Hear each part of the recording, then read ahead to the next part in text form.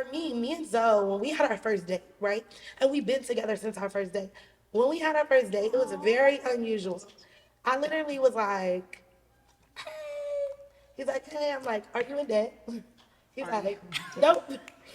I'm like, how many kids do you have? He's like, I have one. I'm like, do you still miss? Like, it was literally an interview because why? Yeah. I believe that the only thing I can't get back is time. Yes. So me spending this date with you, I don't care about food. I got money. Like I can buy my own food. Yeah. I want something that I can have forever. Yes. And if we cannot identify, if we cannot align in this one date, why am I spending the 3 months with you? Yeah. Welcome to the Secret Recipe Podcast. I'm your host, Mz.Skittlez. Hey guys, we are on another episode of the Secret Recipe Podcast. And when I tell you, I'm super excited about this episode because I don't think that boss women get together enough and just girls talk, right? I think that sometimes we live in our own heads and our own realities or false realities of what life looks like to us and what we're building. And we don't just get together and just talk. And so I really wanted to create a safe space on my podcast for boss women to talk, right? Love that. And just be open and like just really get vulnerable and transparent because sometimes what you see on the internet is not even reality, right? Sometimes. Most of the time. Sometimes. Most of the time, it's not reality. So, introduce yourselves. Like, I love all of these women. If y'all not following them, please follow them right now because they will inspire you in their own each individual way. Sarah. What's up, y'all? My name is Sarah Fontenot. I'm so honored and excited to be here with you and for Girl Talk. That's something that I definitely believe in, like in my heart, having a soul sister, goddess tribe, people that you can be vulnerable with because Instagram truly is a highlight reel. Social media is a highlight reel. So to tell y'all about me, hi, I'm Sarah. I help people get out of their own way mentally and emotionally so they can then go on to start, grow, scale, whatever it is that they're most excited about, among many other things. Serial entrepreneur. What's up, Donnie? Hey, y'all. I am Donnie Wiggins. I am your favorite coach's business coach. I am also the co-host of the Social Proof podcast and the host of Full Transparency with Donnie Wiggins podcast. I am here for all your business questions, lifestyle questions, and whatever else Skittles wants to throw at us. Yes, my name is Maya Elious. I'm the CEO of Built to Impact, which is a coaching company that serves women of faith who want to master their message and package their expertise to build a six-figure coaching business. I love teaching women how to get to the bag, especially women of God who just want to make a lot of money. Sometimes there's some conflicting thoughts with that, so I like to break through the mindset barriers of making a lot of money. Come on. Yes, let's get it. So you talked about a lot of money, right? I think when we all started our business or when we were getting started, our dream was to make that first million, right? And once you've made that first million, there is a huge shift and transition that you feel to one, keep it, or where did it go, or all the things that came with it where you felt like you were running 100 miles an hour and you didn't even see it and you're like, I made $1 million. Wait, huh? I don't think that there's this one moment where I could say like I looked at my bank account and it was like I made $1 million and it was like every penny had added up. It was just over time when I filed my taxes and I was talking to my CPA and she was like, yeah, this is $1 million business. And I was like, well, where is it? Because, like, what did I do wrong? And I think that there's a huge shift from making your first million to then making your next million. And I want to talk about that with you guys because so many people struggle and they're like, if I could just make my first million, and I'm to the point where it's if I could save. If I would have saved my first million, if I would have invested my first million, right? So, what do y'all think about that? Go ahead. So if I'm being honest, Yeah. you said when we first started our businesses, our goal was to make our first million. Yeah. Girl, it was not for me. It was not. Wow. My goal when I first started was to make six figures. Okay. Like that's all I wanted, right? And I did that so fast. And it wasn't until like years later after making my first six figures, it wasn't until I got around other people that were making millions that I realized, oh wait, millions? This is possible. Oh, he Yes. makes a million. Yes. She makes millions. Yes. Like I knew so many men who made millions of dollars, but having women right next to me that made millions, that was unheard of in my world. Same. Yeah, Same. it was unheard of. So that wasn't a goal. It didn't become a goal for me to make $1 million probably until like 2018, if I'm being totally honest. Yeah. It became a goal around 2018. And I'm like, I can really, like I had been making like 500, 750. And I'm like, I can make $1 million. I'm going to be one of those girls. Yes. I will be one of those women who make $1 million. And so when I made it, let me see, because people from the IRS probably watch this. When I made $1 million in a year the first time, my business was like 85% profit. Wow. I made my first million with like a part-time team, Yeah. and volunteers. So I literally saw the million. Yeah. Wow. I saw it. Yeah. Yeah. Same here. Like when I first started my business, I'm like, I want to make $100,000. You know, I'm 19 years old thinking that 6 figures is so much money. And then when you Right. make that money, you're like, this is not that much money. Like, Yeah. hold on. And Yeah. then I do it a couple times and it's like, okay, yes, I want to make $1 million. And, like you were saying, you saw a lot of men doing it. I saw a lot of like our white counterparts doing it. And I think probably one of the first people who really made me feel like I could do it was Marshawn, because that was my first business coach and mentor. And I'm like, I'm going to do this. And then when I did it, it actually, a lot of people are like, how did you feel? Were you excited about it? And I'm like, for me, it felt inevitable, because then I made a decision that I want to make 10 million. Come on. So then it was like, this is inevitable for me to make this. So the first million was exciting.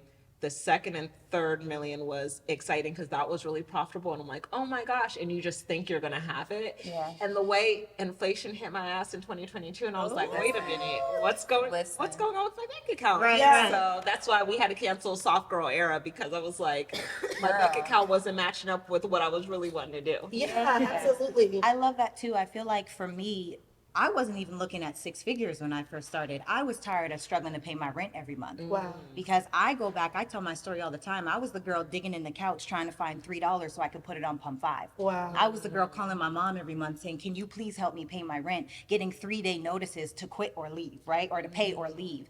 And so for me, it's so funny because I would go to those events where I would see the millionaires and I would see the 6-figure earners, and they were like, you got to believe it. You've got to say it. You've got to declare it. And I'm like, okay, I'll say it. But what I realize is if we don't feel on the frequency of what it is that we're trying to attract, it'll never get to us. And I realize that a lot of us are constantly feeling on the frequency of lack, of stress, of I can't stand my kids, my spouse is making me mad, I'm tired of this, oh, I'm so exhausted. And so that's what we perpetuate inside of our lives. And it wasn't until I got to a point where I understood that I had to be something different in order to attract something different. And then it's like crazy because, I always talk about me going from $250,000 in 6 months, but the 5 years before that point, Yeah. what about that? Yeah. I wasn't prepared. So I think that, the money is great, but for me, I really feel like who we are inside of the process, and also understanding the difference between net and gross. Yeah. Because that's the big difference too. Like Donnie was saying, I saw most of my money.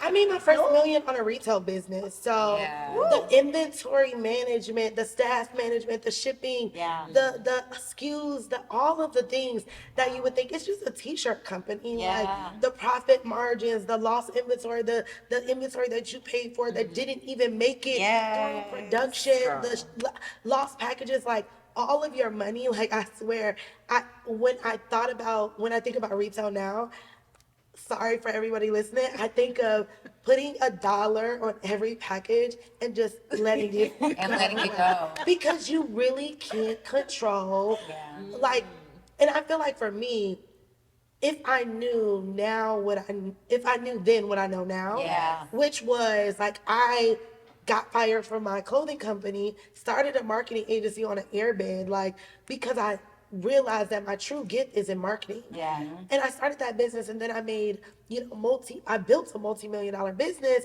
and it was different. I'm like, wait, no inventory, wait, no this, Right. all of this money Started is clicking.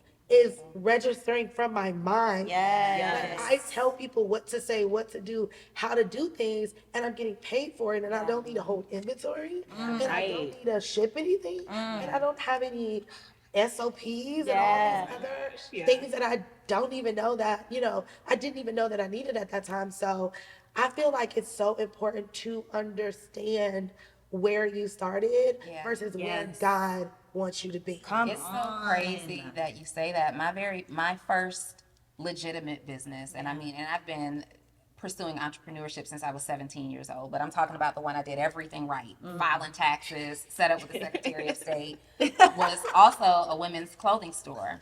And I had a chain of clothing stores eventually, but it was my first business heartbreak. Like the clothing, I always tell people, like, I used to be in the music industry way back in the day. I was an aspiring artist, and that was like my first career heartbreak. But as an entrepreneur, my boutique was my first business heartbreak because I saw the glam in it. I saw the fabulous dresses pulling up, and my name is in lights. This is something that I built. But nobody teaches you, or at least I skipped the part of the course that said manage your money, inventory costs, right? Staff not showing up, Staff stealing. loss prevention. Wait, first of all, I had this guy who was working for me at one point. I started out in my boutique with a business partner, and then that business partnership dissolved. And I would then have to have my mom come in and work. And I hired someone who had a lot of friends in the adult nightlife industry. They were strippers. And he would I'm trying to figure out why I'm getting all these returns all of a sudden. And the reason for a return, like people are calling saying, well, the clothes smell worn or it had a stain. And I'm like, how?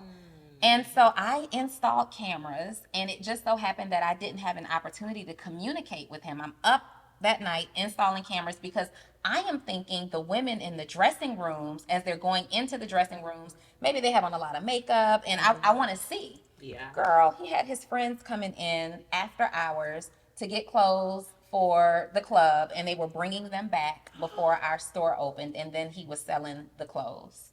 Wow. I was like, See? okay, I'm done. See, Horror but this is the part that they don't teach us, Yeah. I think that when it comes to entrepreneurship, especially as brown girls, we are supposed to have it all together.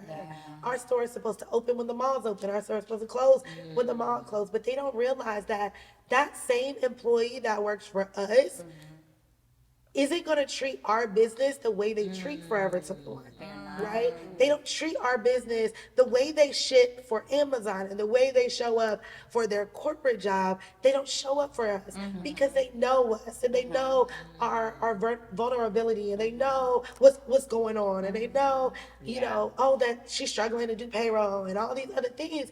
Like, they feel this sense of, she'll be all right. Yeah, it's the familiarity. Familiarity is so dangerous because people treat you common when you're not common. Right. And so it's such a struggle because then when you're like, okay, I need to make sure my contracts are good, I need to show up as the boss, then all of a sudden you're a bitch because you want to show up as the leader. It's such a hard thing for us to balance because we also, I know for me, and I imagine this is all of you too, we have such good hearts. We want to bring people up with us. And it's the people you're trying to bring up with you, they're the ones that'll try to play you because they're secretly jealous. That secret jealousy is so dangerous. So it's just really heartbreaking to see that, a lot of us experience that. And I think too, the really tough part with it is, like, Donnie, I've heard you say before, people are so quick to label you as, oh, that's just another black business. Yeah. And it's not fair because somehow black business means lesser than. It means the quality isn't as high. It means the delivery isn't on point. It means all of these different things, and that's not the truth. Because if you really sit and think about all of the other businesses that are up here, there are so many of them that have the same thing. I was just at an event not too long ago, and the AC was broken. Something happened with the AC, and it was hot. I'm not gonna lie, I was wearing leather. I was like, oh, I'm sweating out here. It is hot. And one of the girls and they opened it for an event, so it wasn't even usually open. So the AC, it was all expected. You know what I mean? But the first thing you hear is, well, I won't be back to this black business. And it's like, no, this has nothing to do with that. They opened up late so that we could even have this event, so that you could be here to learn all of these different things that are happening. And I just really, that stigma is just so distasteful to me. Yeah. It's like the compliment saying, wow, you're really beautiful for a black girl. Right. Yeah. Or saying, wow, you speak so well for a black girl. Yeah. No. I speak well because I speak well. Yeah. You know what I Absolutely. mean? I'm beautiful because I'm beautiful. Right. You know, this isn't a black business, this is business. You know? I think that a lot of times we get that stigma and we're held to it because as small businesses, specifically small black businesses, we're too accessible. So we make ourselves very accessible to our team. Yeah. We make ourselves very accessible to the internet. We make ourselves very accessible to our customers and clients. And when we're opening our businesses, especially in the beginning, if there's something that goes wrong, we want to show up. Oh, no. Let me show up. Let me come out front. Let me put my face in the front and tell this customer and assure them that we're doing everything behind the scenes that we can do to do great business.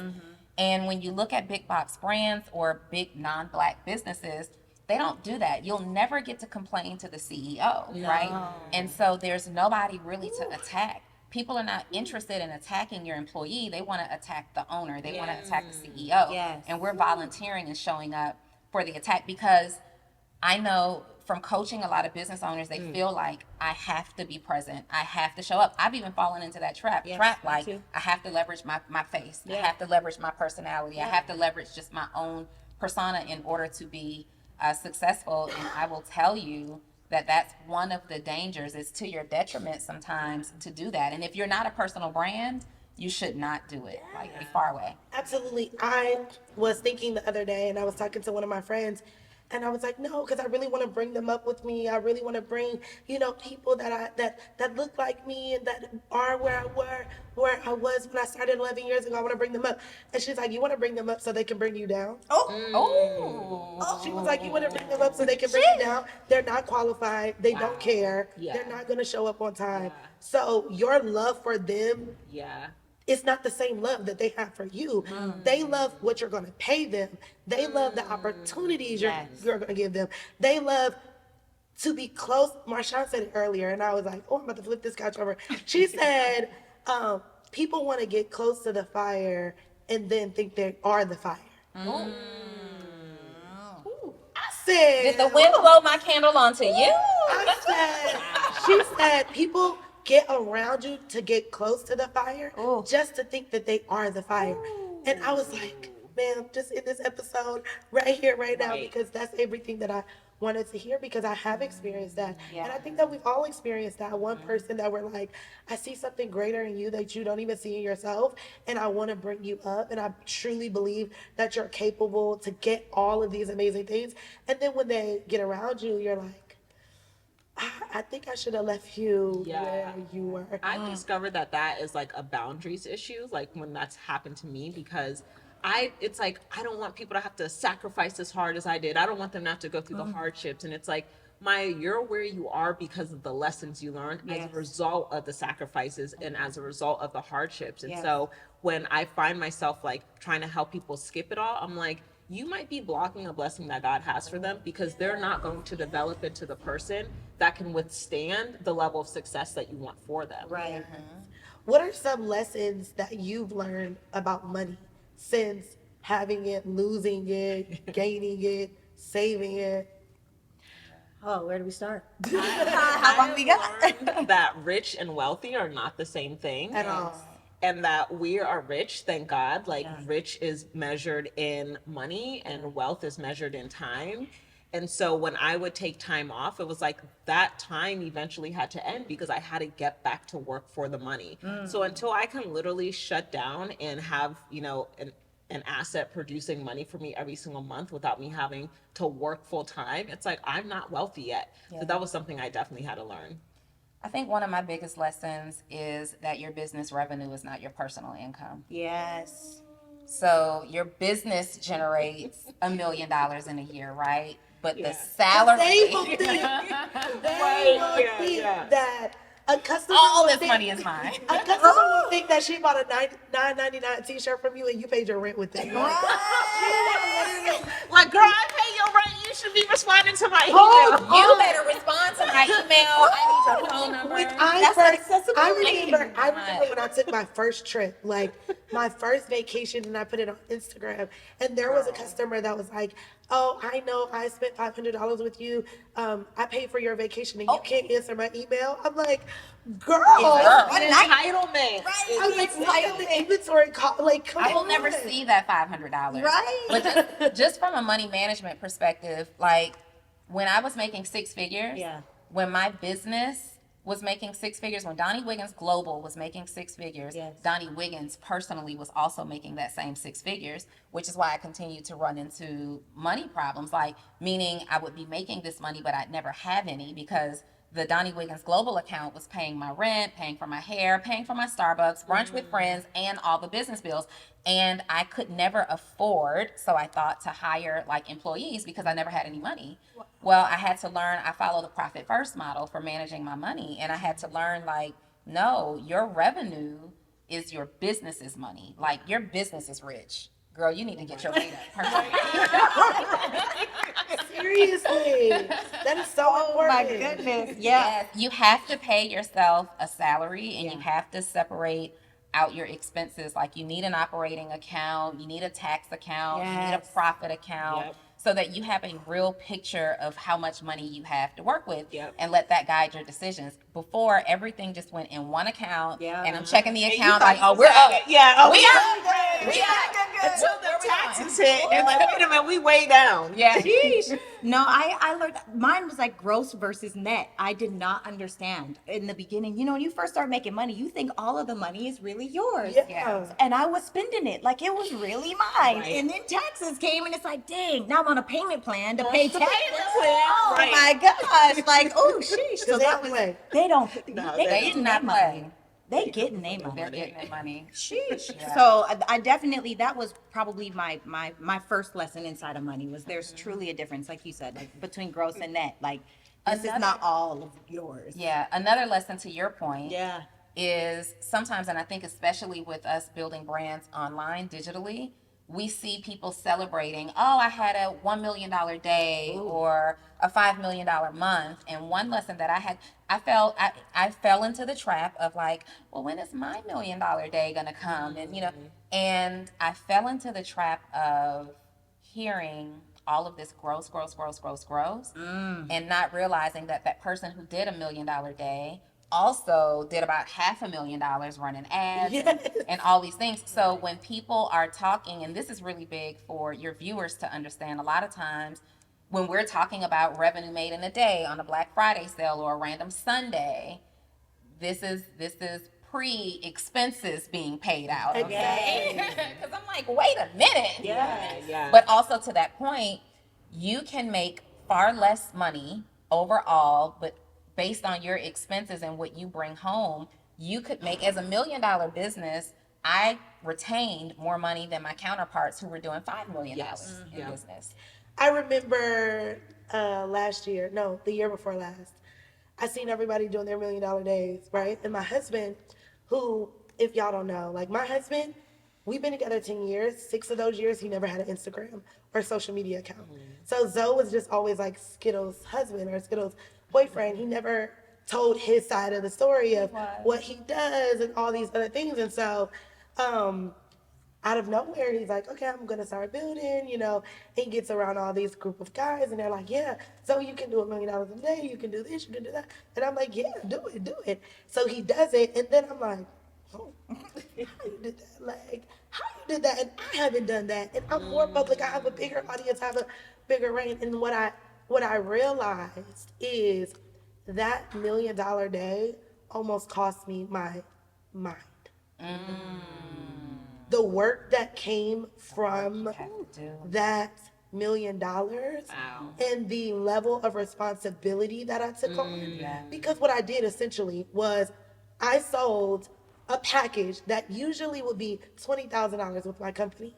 I sold it for like $7,500. So that didn't mean that we diluted the deliverables, Just right? the price. We diluted the price. So imagine if we get 100 customers, Yeah. needing 100 websites, 100 photo shoots, 100 marketing campaigns, Yeah. 100 copy for 30-day social media posts, 100 product launches. That cost me my mind. And so it made me think, and so many people in all the rooms that I went in, they were like, you never talk about your $1 million day, did you? I'm like, because it literally almost took me out Yeah. Like, I won't mentally. do that. So does Yeah, it, like, I does don't it wanna even make it. matter? Should I sacrifice? Right. And like, I think this is something that we need to talk about more, because Yes. I think that women, especially brown women, Yes. sacrifice their mental health for ambition. Yes. Sacrifice their mental health for money. Yes. Sacrifice their mental health for that Shopify screenshot Yeah. to say, I did 1 million, I did 10 million, Yes. I did 10 million. But were you happy? And were you happy? Such a valuable point. And it's not really $1 million day, because what people don't understand at home is you're selling an inner circle. You're selling something on the back end. So you're actually, it's $1 million year. You got paid up front for the year that you're going to spend with these people, for the masterminds that you're going to have with these people, for the coaching that you're going to do with these people, for the courses now that you're giving to these people. And I like, we're all about, posture up. That's okay. Do your posture, baby. But Yes. when you know the back end and what's really going on, keep doing what if it's working for you, keep doing what you're doing. Yeah. Listen, I am don't get still fooled. a fan of the $1 million day. Come on, Donni. For me, I think of it a little differently. It very much so is $1 million day. It's a 12-month fulfillment. Yes. But Yeah. I made my $1 million, baby. I'm like, that's okay. It's 12-month fulfillment, Yeah. but I did. I won't take away from what these guys and women have done. You guys knocked it out. We have friends who have done $1 million days, $5 million Absolutely. days, $9 million days. Absolutely. But the fulfillment, to your point, on the back end is like, I don't know if I thought this through. That's Right. yes. That's what I'm Well, saying. for me, I think it's more of the thing of like, does this really work for you? Yeah. Right. Right? Because it worked for my husband. My Yeah. husband made his $1 million, did his work, and it was done. And I was like, oh, okay, yeah, I need to do that. do this too. But he's Yeah. also not showing up to shoot wardrobe. Like, our work isn't done. It's not Our Yes. work isn't done. Is your model It's in the- alignment? Yes. Yeah. Like, I would have done it differently. Yes. You know? Yeah. Like, so it's not about, I don't want you guys to listen to this and be like, y'all complaining about making $1 million in a day? Absolutely not. But I'm just wondering, like, at what point do we compromise Yeah. our Yeah. mental health and our Yeah. time away from our families and our sanity Yes. and our sense of self? Yeah, let me say, I never earned the $1 million.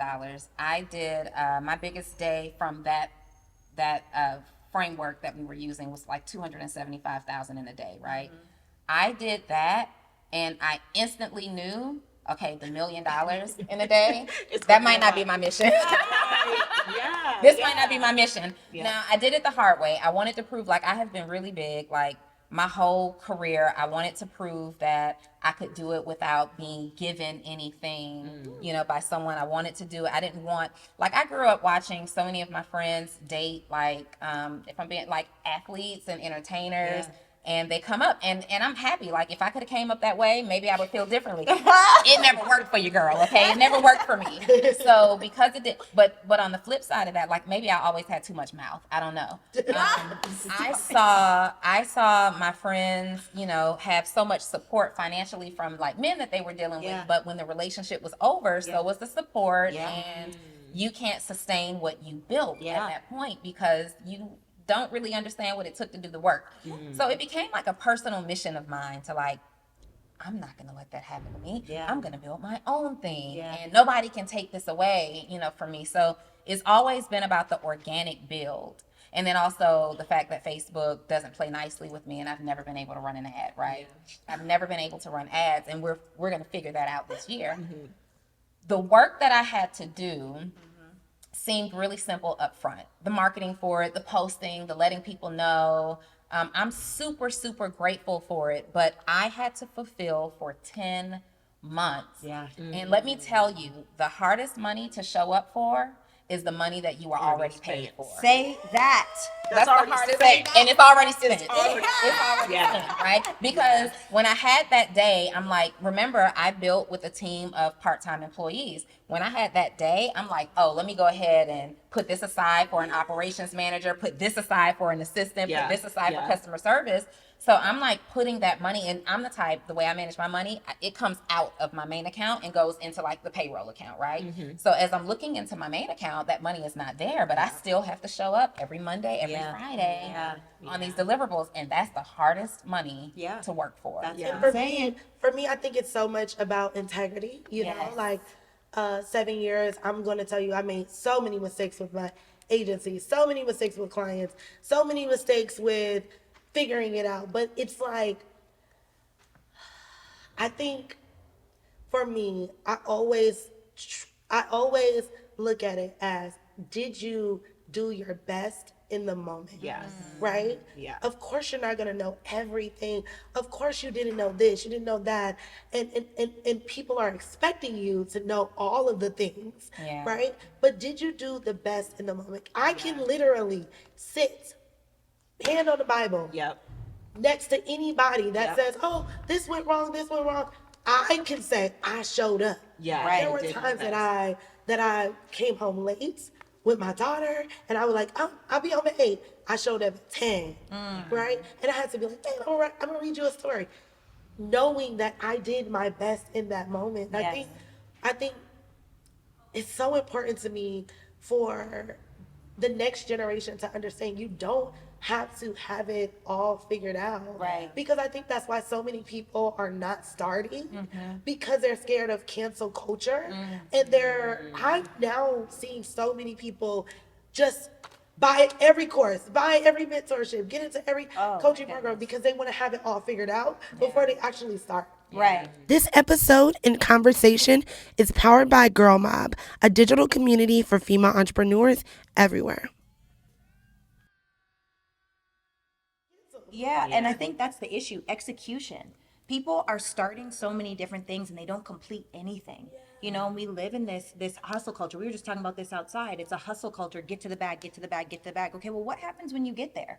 And how do you keep it? Or what if happens if you never actually start? How do you feel about yourself? Now you're just shelling out all this money for something that you never actually implement, and so you don't see any changes. And now, because you're out of integrity with yourself, and I believe when you're out of integrity, that gap in the middle between who you're being and who you know you are, that's where all of our suffering is created, right? Because we don't feel good about being inside of that space. And so I think that the question that comes up for me inside of that, and I'm asking all of you ladies, is for the new person that is, you know, Googling their lives away, going to YouTube University, buying the courses in the inner circles, buying the masterminds, like what would you say to that person? Because I believe that we coach who we were 5 years ago, personally. What would you say to that person that's like, I'm ready to start, but I don't know how? Yeah. I would say you need to also have your mind made up about Yes. what you want, right? Like, even when clients come through my program, I love my curriculum, it works and all of that, but I also know that my clients who succeed, they had already made up in their mind, I'm going to succeed. Period. They didn't buy the course and say, oh, I hope I succeed. Yeah. They're like, Maya, I'm going to quit my job, so I'm getting in your program so I can get the tools necessary. So when you're making these investments, or even if you're doing the free stuff, you know, starting out, you're doing the YouTube, you're doing what you can, but you need to have your mind made up. I'm doing this free stuff for 3 months, but I'm saving at my job so I can enroll in this coaching program. We need to make up our minds before just aimlessly doing things, because that's when we start to feel the burnout, because we're like, oh, I'm not seeing results. And it's like, well, what result were you looking for? Because you didn't define the target before you started moving. Absolutely. I agree with that wholeheartedly. So I have recently moved away from doing my best. I don't want to be known for doing my best anymore, because I realized that doing your best is subjective, right? My best isn't your best, and I know I'm not doing your best. I don't have your result yet, right? So if I show up and say, "Oh, I'm doing my best," and then Skittles asks me, "Well, what does that mean? Elaborate," and I tell you what my best looks like, you're gonna be like, "Girl, that's not enough." Yeah. So I now leverage the mindset of doing what's required. So the people that you're talking about who come into your program and you're encouraging them, you have to make a decision. You have to make a decision definitively. These are people who are going to do what's required. Yes. So every time I am now approaching a situation, it's like, okay, to resolve this customer issue, do what's required. Don't do your best. To get to your next level, do what's required. Don't do your best. And this came to me really as a result of taking my physical fitness journey seriously and being in the gym. Like, when you have a trainer, this is why I believe coaching is so important, because you will discover very quickly in a coaching relationship that what you thought was your best was really your floor. What you thought was your ceiling was really your floor. And a coach behind you will say, okay, this is what we're doing. This is what you've been doing, but let me challenge you to do more. And guess what happens? You figure it out. You do it. Yeah. So let's encourage people to do what's required. When you're in the gym and you just get started with your workout, and you're going by yourself, like, I'm gonna get in shape. You get on that treadmill, you walk a mile, it took you 45 minutes to do it, but you're saying, I did my best because this is compared to me never getting off the couch, right? You lift some weights, you pick up that 5-pound dumbbell, and you're like, I did that 12 times, I feel great. If you go back the next day into a session with a trainer, they're gonna say, no, that mile in 45 minutes is unacceptable. Let's do it in 30. And you're gonna do it because they're there holding you accountable to doing what's required. They're going to say that 5 pounds is not in alignment with the goal that you told me that you want to reach. Pick up that 15 and you're going to do it. You're going to complain You're going to cuss them out. and you're going to cuss them out because I do it all the time. Right. I cuss out my workout partner, okay? Like, you're going to do it. You're going to complain through it. You're going to be and moan through it, but you're going to pick up that 15 and you're going to do what's required because that is the requirement that they put on you. Yes. So if more of us thought about, like, you know what, my best just isn't good enough. Yeah. Many people live the lives that they're living right now because they think they're doing their best. Everybody has the ability to save themselves if we start doing what's required. Come on. Girl. Oh my God, that was so good. Okay, wait, before we get out of here, let's switch lanes. I think so many people, and I remember after my first marriage and I moved to Atlanta, I remember one of my friends said, girl, you're never gonna find a man in Atlanta. You are successful. And I remember even having this conversation with my first husband when we were going through our divorce process. He's like, yeah, he's like, well, kiss marriage goodbye. Like, this was your chance. Oh. Yeah, he said kiss. Well, that was a whole, that's a whole nother episode, These men right? be having audacity. my That you ain't ever gonna find nobody better than me. Audacity is at an all-time high. Another episode. But yeah, he literally was like, kiss marriage goodbye. You just want to be a hustler. You want to work. None of your businesses are making money in your sleeve. You're gonna, like, all of those your things. ex-husband said Yeah, that's my ex-husband said that. And so I really, when I got to Atlanta, I didn't even try. Like, I wasn't even overly trying to date because I was like, I gotta focus on my business. Like, I have to focus on my business and focus on myself. Yeah. I need to be that girl and I need to have that money in my account and I don't want to rely on anybody. And I don't want to depend on anybody. But then I start to think back, like, did I fall into the stigma of strong Black single woman running her business? Of course right? you did, because society won't let you be both. Society won't let you be successful and strong, but also very, very serving and soft. Society says you can't be both, right? They want this strong, like, what are we supposed to be? I was telling Maya, like, this. I love a good soft girl era. I don't like what it means, generally speaking, right? Yeah. Because right now we're telling people that if you work hard, then you're masculine. If you work hard, then you're not soft. Like, we were working hard a month ago from the beach, like getting our nails done and pedicures and eating at the pool. That's very soft life to me. Yeah. Also, you know, regardless of what it is that you're doing, like, we are career women. And people mistake career women for being opposite of, say, a housewife or a homemaker. I believe as a housewife, you have to also be incredibly strong to operate in that role, to know that you have sacrificed everything to take care of home, to make sure that man has a great meal when he comes home. These children are fed, they're schooled, they're in bed. Like, you have to be strong even in a supportive role. Yes. There is no such thing as not doing the hard work. Yeah. Even to, like, you know, there are women who can live the luxurious life of, all I do is go to the spa and get my nails done all day. And listen, sometimes I envy you in that mode. But that woman is still working hard in a way in order to, one, acquire a man like that. You know, it's some hard work. Right. Your hard work look a little different than my hard work. Yeah. But it's some hard work, right? I just think that it's all, like, to be moms, to give birth, to be a wife, like, to be a businesswoman, all of those things require an element of hard work, and I never want us to move away from that. But there is a moment when we get to breathe. I will admit that right now I'm at a place where I want somebody to come in and help me make a decision. Yes. Can you please tell me what to do today? Yes. Like, please, can you just come in here and boss me around? Yes. Like, I don't want to have to think for myself in Yes. every decision of life. And to me, that's me being soft and feminine. Yes. I show up as a strong Black woman because, one, I'm proud to be. Yes. But two, that's what I have to be. Like, what are you supposed to do in the meantime? Yeah. If you don't have a man, you're just supposed to be broke and weak. Yeah. Right. Well, one thing that I had to do, I would say to attract my husband, was I had to become who I wanted, Yes. and I had to literally become who I wanted to be as the wife. Yes. Right? Like, I had to treat myself to nice things. Yes. I had to talk nicely to myself. I had to get myself together, do Yes. my hair, work on my Yes. mental health.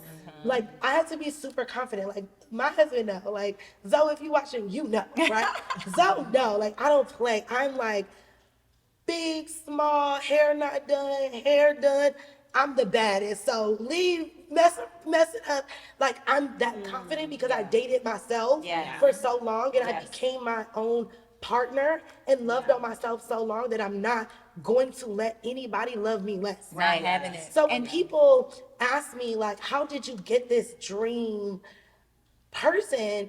I became that for me first. Yes. And I made him live up to those expectations. Yes. And like, for me and Zoe, when we had our first date, right? And we've been together since our first date. When we had our first date, it was very unusual. I literally was like, hey. He's like, hey. I'm like, are you in debt? He's like, nope. I'm like, how many kids do you have? He's like, I have one. I'm like, do you still miss? Like, it was literally an interview. was an Because interview. why? Yeah. I believe that the only thing I can't get back is time. Yes. So me spending this date with you, I don't care about food. I got money. Like, I can buy my own food. Yeah. I want something that I can have forever. Yes. And if we cannot identify, if we cannot align in this one date, why am I spending the 3 months with you? Yeah. Period. Right? Like, on that first date, I knew exactly how many kids he wanted. I knew exactly if he was in debt. Yeah. I knew where he wanted to live. He lived in South Carolina. I'm not moving to South Carolina. Are you moving to Atlanta? Yeah, I'm moving to Atlanta. What if 3 months into dating he would have said, I'm not moving to Atlanta? Yeah. Well, you know what I think, and I want to know from you ladies as well. I think in your situation, just like we're all single women right now, with the exception of yourself, we're single women.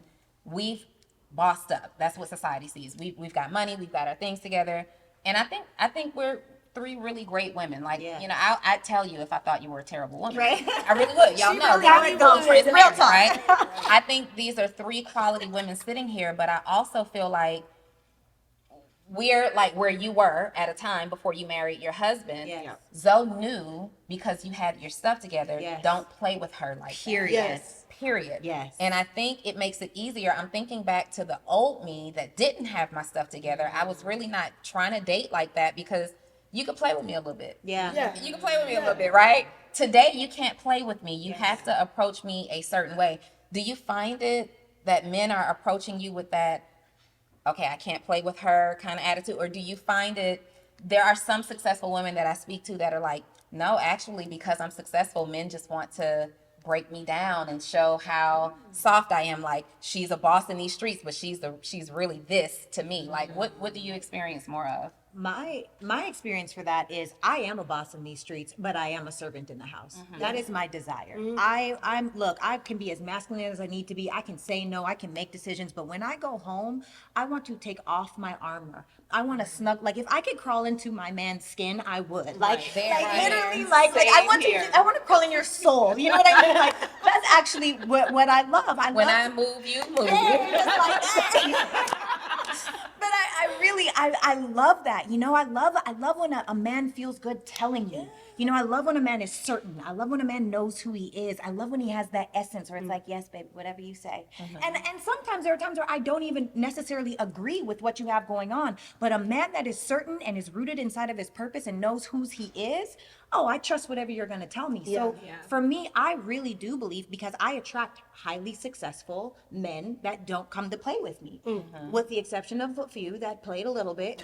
But really and truly, I feel as though you know, at the end of the day, one of the things that I hear from men say, like, I know I got to have my stuff together to talk to I you. hear And that's what Zoe said. He said, I followed you on the internet way before I actually met you in front of your face, like at Magic Trade Show when we met. He was like, I looked at your profile his sister introduced, like, oh, look at her, she's fashionable, she wears the stuff that you sell in your store. And he was like, I looked at your profile, I was like, yeah, I can't play with her. No, I have to get myself together. But are we getting less men because Absolutely. they think they can't play with us? Yes. You think so? Yeah, but it's higher Well, quality. I think, okay. Higher quality. It's Okay. a much So smaller pool. I think the smaller much pool, smaller. Okay. But I also think that women, right? I don't think that you guys are putting it out there that you are dateable. Hold on, let me go live right now. Wait, I disagree. What we doing, Whoa, whoa, Skittles? whoa. What we doing right now? Hello. Hey y'all. Hey y'all. Yeah, I think that women, we are so focused. Right, I'm outside. We're so focused on our body of work. We're so focused on, you know, our Instagram profile and our ambitions and things like that, that we actually forget to say like, oh, I'm single, or hey, I'm dating, or oh, I'm open, or oh, I'm I this. struggle Like, with that. Let me tell you why. You feel that way? Like about you don't think I'm putting myself out there? I feel like I'm out there. I'm outside. So I struggle with that because it's a damned if you do, damned if you don't situation. Yeah. If I'm working hard and I don't put myself out there, oh, she's all about her money. This is all she wants. But if I say, hey guys, like I'm available, I want to date, I want to focus on, you know, then it's like, oh, she's desperate. thirsty. Oh, So I think- she old, she Okay. desperate. All right, Don't nobody so want her masculine so energy. the marketing person in me would say that there's a balance. Yes. And I would say a simple caption to be like, just finished, you know, 2 client presentations or proposals, but wish I was on a date.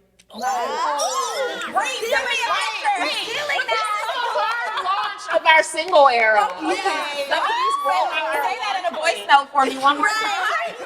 Totally So, doing that. things like that. And I literally have helped 3 of my friends Here's my caption. engage. Here's my caption. Here's my caption. Sitting on a couch next to Maya, Sarah, and Skittles, but I'd much rather be sitting next to my man. That's gonna be my caption tonight.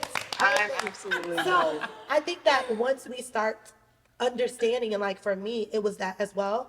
I always said, oh, I'll never get married again. Like, oh, I'll never do this again. I'll never get through this again. Or I'll never, like in my mind, I conditioned myself to believe that it wasn't for me.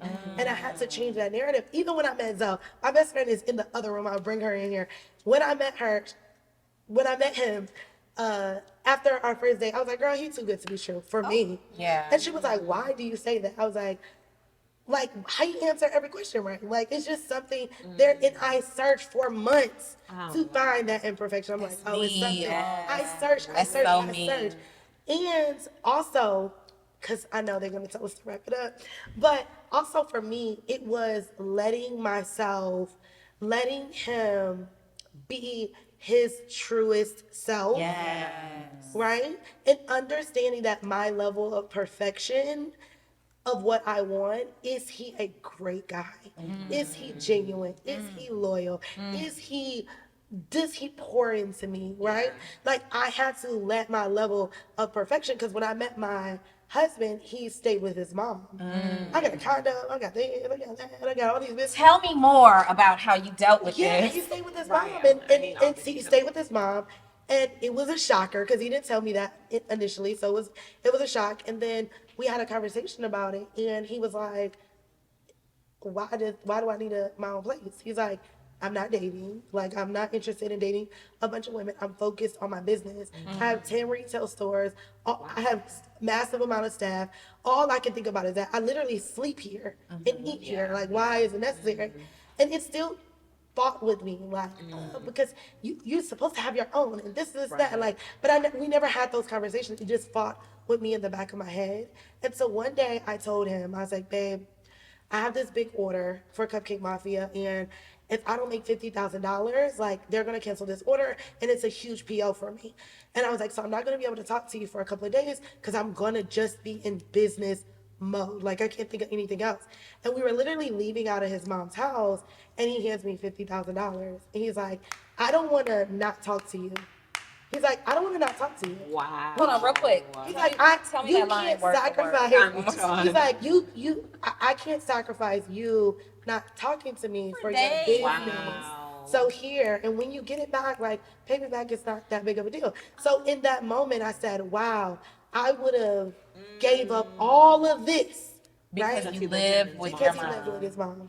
When you guys first started living together, did y'all move into your space or did you get a new space together? No, so everybody, okay, in last talks, Okay. right? We're like, girl, roll out the launch plans that attract your high value man launch plans. You can pick me all the So I went through my journey of owning a clothing company, Yeah. right? I scaled my clothing company, made $4 million, partnered with investors, got fired from my company. Oh, as a, Right? Yeah. As I'm partnered with investors, they own my IP. I can't own anything with Cupcake Mafia. I can't use anything with Cupcake Mafia. I have a condo in New York. He lives in South Carolina still. So now we're in a, Long distance. long distance relationship. He's coming back and forth to New York. When I'm in Atlanta, he's coming to Atlanta, all those things. And now I end up on an airbed above my retail store. I still got a G-Wagon. People online still think I'm fabulous. I am struggling out of my mind. And he never judged me, never complained, never said. Every time that I was like, oh, I'm about to give up and get a job, he's like, why? He's like, you good, you got it, you good, right? And I thank him so much for being there. Yeah. Because I remember there were times on the airbed when it would like deflate and I would be so embarrassed. I'm like, oh, this is like my dream guy. Like, let me just get up and like pump it up, just hope, pray that he sleeps so hard. He probably but like for me, it was like a confidence, Yes. shift. And I want to end by saying this. The one life-changing thing in our relationship was my mindset. I never believed that I was worthy of all of the things that was coming to me. I just thought that I worked hard for it and that it's coming to me because I worked hard. I never understood that, no, it's coming to me because a part of my mindset is manifesting the things that I deserve in life. And so when I was on that airbed, Zoe would wake up every day or when he was in town and listen to Les Brown and listen to Grant Cardone. I'm like, oh my God, like I'm just trying to put on Beyonce. I'm trying to put on Young Jeezy right now. Like I need to get in trap mode. I got to get off this airbed. Like, and you want to listen to Les Brown. I don't want to, I can't be motivated right now. Like, do you see my circumstances, right? And so he started to drive me around. He got a realtor. He's like, let's go look at $1 million houses. Let's go look at $5 million, $10 million houses. And we would ride in Alpharetta and all these amazing places. And I'm like, I would fall asleep in the car. And one day on the way to another house, he like pulled over. He was like, listen, it really bothers me that you fall asleep every single time we pull up to these multi-million-dollar houses and I'm like nudging you and you're like sleep drool coming out of your mouth and it looks like you're like like you're intoxicated or something. Like, come on, pull yourself together. And I was like, honestly, this is so unmotivating to watch, to come in these houses not knowing that if I'll be able to pay my staff this week. Like, I can't think about this. This is too far beyond my mind, possibility. And he was like, this next house that we go into, I really need you to walk into this house and I need you to believe that you can live here. I need you to walk around and be like, this is my house. This is where my daughter's gonna be. This is my couch. This is everything. This is my. Like, I need you to possess that because if you don't ever possess it, then we won't have it. And what are we working together for? Like, and so we walked in that house. Y'all still have the video on my phone. I walked into the house and I was like, my house. Because at this point, I just want to be a good girlfriend. Like, whatever. I'm like, My house. Let me do it. my house. Give it a shot. Guys, look, this is my couch. This is my walk-in closet. And it was like a $400,000 home, but we're on an airbed, right? Well, I am. He's visiting, so he's in airbed with me. But I'm on an airbed, and I'm like, I walked into this house, and 6 months later, we go back to the house, and I'm like, again. And he's like, yeah, like, let's walk through this house. I thought it was cool, and I want to start saving up for it. Like, I want to create a savings plan to get our house together. And I'm like, okay, whatever, like, cool. So he's like, okay, you ready? And I'm like, yeah. He's like, pull that video up that you had in your phone. And I pull the video up, and I walk in, and I'm listening, and it's like, my house. And he's like, handing me the key.